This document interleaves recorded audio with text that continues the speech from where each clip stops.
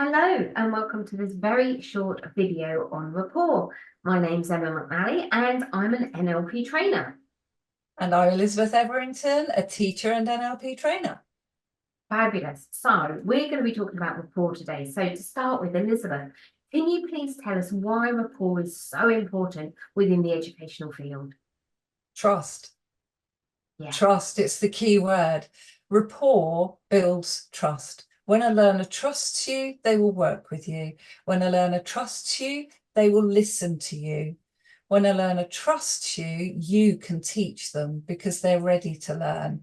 Once you can teach, the whole class benefits, and that is the benefit of building rapport. You can teach, they can learn, they achieve, the school achieves. Yeah. Amazing. Amazing. So what is it? So rapport, basically, yes, absolutely, it's trust. And what happens is we have something called mirror neurons. Mirror neurons are those neurons, right? They reckon about a third of our neurons are mirror neurons that fire when somebody else does something. So if, for example, I pick up a glass of water, Elizabeth's mirror neurons, whether she picks one up or not, will be firing because she goes, oh, I know how to do that. So this was discovered in 2004 by Giacomo Rizzolatti. He was doing some experiments with monkeys and they had sensors put on the monkey's head. He went out for lunch and he left the monitors on. Came back with an ice cream, licked said ice cream, and immediately the sensors gave a signal so the monitors all lit up to basically say the monkey's brain had fired as if he was actually licking the ice cream himself. So that's what happens. It's about learning through basically copying somebody else and lowering that resistance. So it's all about trust, but it's all about lowering resistance. So how do we do it? So there's a number of ways you can do it. Body language, mirroring and matching, you've probably already heard of that, but we tend to do it really subtly. Undivided attention, listening to somebody, active listening, using the words that they use. So if they say, oh, I really don't understand this, you say, what is it about it that you don't understand?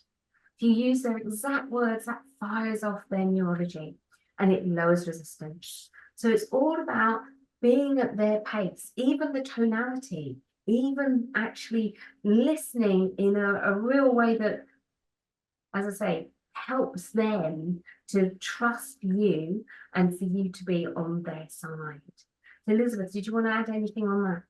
No, I think you covered it really well. The one thing I would like to say is when a teacher builds trust with a learner and a learner achieves and succeeds, they always remember that teacher.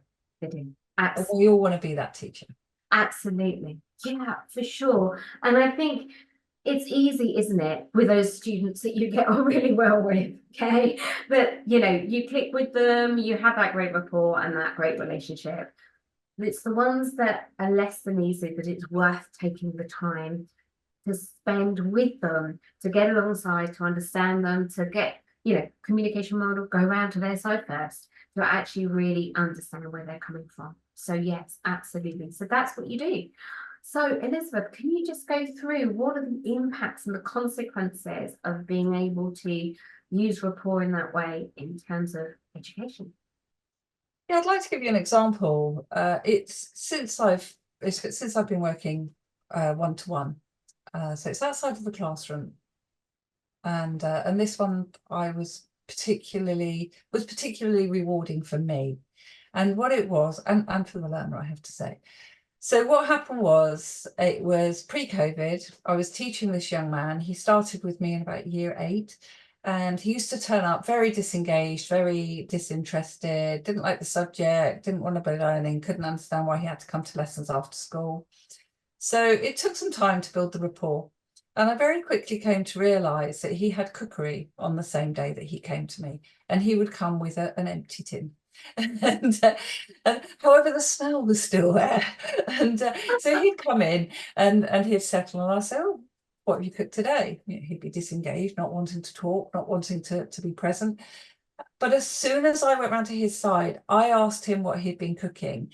He opened up, and it wasn't in one session, in one moment. It took a few sessions. And finally, we would take probably the first few minutes of a session for him to tell me what had happened in cookery, what he'd cooked, how amazing it was, how the teacher had praised him and rewarded him because it was one of his favourite subjects. So immediately, I now have him in a learning state. Then I could teach. What happened then was COVID. He coped less well.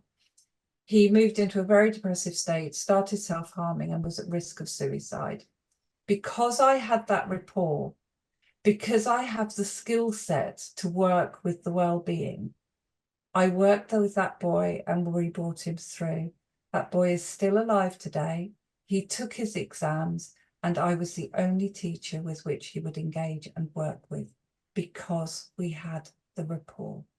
You know what, that's such a beautiful example, and taking that time to do that is so important for that child and for all the children that you're working with, just so that you build that relationship. And that's what it's about, because it's fine when the good times, relationships work really well. It's when the chips are down, that's when rapport absolutely pays dividends, because you've had the groundwork so that when the times are tough, you absolutely are there in that relationship with that person. So yes, thank you. Is there anything else you would like to add in terms of the impact or the consequences of applying this? Just to close off on this, I know it's less than easy to do this with all of the students all of the time. However, for every student you reach, for every student you bring round to your side of the table, you're making that difference. Just one will make the difference. Absolutely. And the more you do it, the easier it becomes. So it becomes a habit. So using their exact words, mirroring and matching, maybe their tone, their pace, just doing some subtle little changes, active listening can make all of the difference. So yes, thank you. Thank you, Elizabeth. It's been lovely creating this video today with you. And yeah, to everybody else, thank you so much. And if you have any questions, please do contact us. And we look forward to sharing more NLP with you very soon. Thank you.